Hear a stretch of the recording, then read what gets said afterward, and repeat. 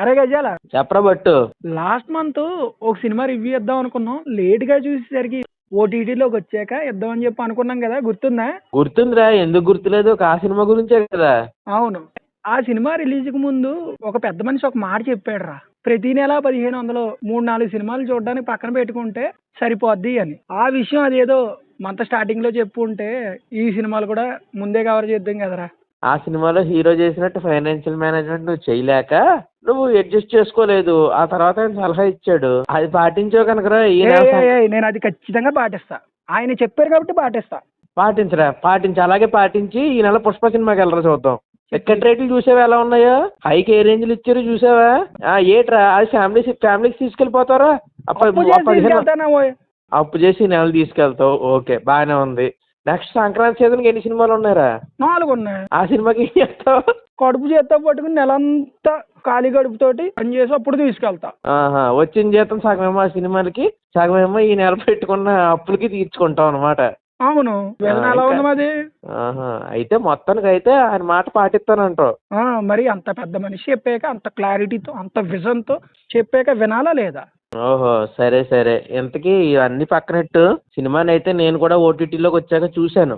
ఎలా అనిపించిందిరా నీకు? సినిమా అయితే మాత్రం టు బి ఫ్రాంక్ చెప్తున్నాను మామ, ఒక మాస్టర్ పీస్ అనిపించింది. అండర్ రేటెడ్ అనిపించింది కూడా నాకు. అండర్ రేటెడ్ ఏంట్రా అంటున్నావు, ఎలక్షన్లు వచ్చినాయి కదా అని అంటావేమో, కానీ రికగ్నైజేషన్ మాత్రం ఎక్స్పెక్ట్ చేసినంత రాలేదు మామ. ఈ సినిమాకే కాదు, లక్కీ భాస్కర్ సినిమాకి కూడా కావాల్సిన ఎప్రిషియేషన్ అప్రైజల్స్ అయితే రాలేదు కంపేర్ టు అమరన్. అంటే అమరన్ నేను ఏదో తక్కువ చేస్తున్నానని కాదు, బట్ ఈ 2 సినిమాల్లో ఉన్న పొటెన్షియాలిటీని బట్టి ఇవి ఒక స్టాండర్డ్ సెట్ చేసిన సినిమాలు. టెక్నికల్గా అంటే టెక్నికల్ ఇన్ ద సెన్స్ టేకింగ్లో కానీ, డైరెక్టర్ విజన్లో కానీ, రాసుకున్న విధానంలో కానీ, తీసిన విధానంలో కానీ అన్నిటిలోనూ కూడా ఒక స్టెప్ ఎక్కువే ఉన్నాయి. కాకపోతే ఎందుకో మరి అనుకున్న స్టాండర్డ్ అయితే సెట్ కాలేదని నా అనిపించింది. అందుకని నేను అండర్ రేటెడ్ అంటున్నాను రా నేను ఈ సినిమాల గురించి. ఖచ్చితంగా మామ, నువ్వు చెప్పింది పచ్చి నిజం. చెప్పాలంటే ఈ సినిమా చాలా మంచి కాన్సెప్ట్. గట్టిగా మాట్లాడుకుంటే ఒక యూనివర్సల్ పాయింట్. అంత లేపుతున్నారు ఇంత లేపుతున్నారు అని మీరు అనుకోవచ్చు జనాలు. సినిమా చూడండి మీకే అర్థం అవుతుంది. అఫ్ కోర్స్ కొంతమంది ఎంగేజ్ కాకపోవచ్చు, కానీ అది చాలా బ్రిలియంట్ పాయింట్. మామ ఎంగేజ్ కాకపోయే స్కోప్ అన్నది చాలా మినిమల్ మామ ఈ సినిమాలో, పర్టికులర్ ఆ సినిమాలో.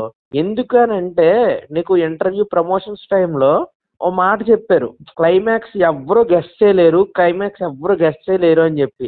అదేదో ఎగ్జాగరేషన్ అనుకున్నాను, ఏంటి ఎంత లేపుతున్నారు, క్లైమాక్స్ ఎవరో గెస్ట్ చేయలేరని.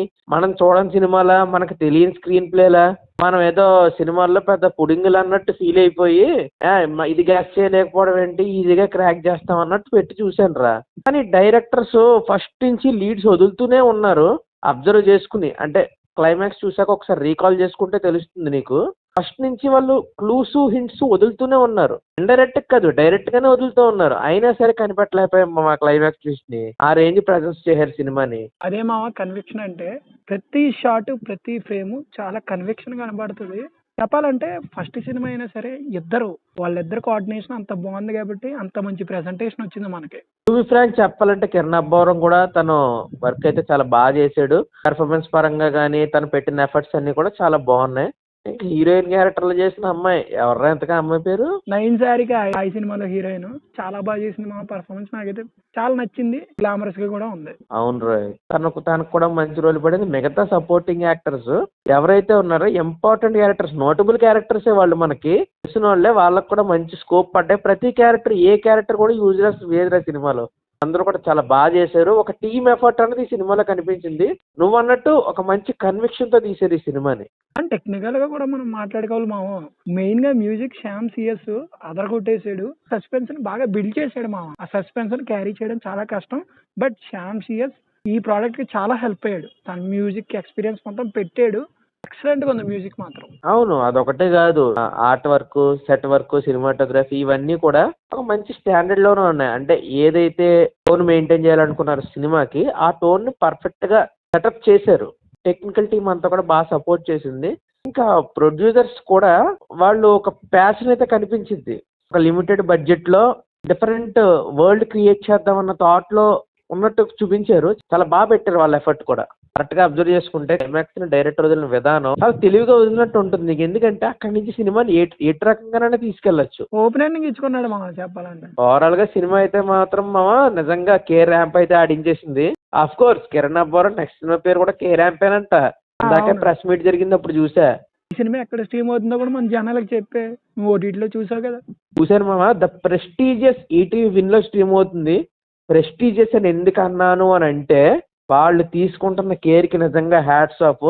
సినిమా పైరేట్ అవ్వకుండా వాళ్ళు చేస్తున్న ఎఫర్ట్స్ అయితే మాత్రం బీభత్సం. అదిరిపోయింది వాళ్ళ ఎక్స్పీరియన్స్ అయితే మాత్రం. తప్పనిసరిగా రూ. 99 సబ్స్క్రిప్షన్ ప్లాన్ పెట్టారు నెలకి. 3 డివైజెస్ చూసుకోవచ్చంట.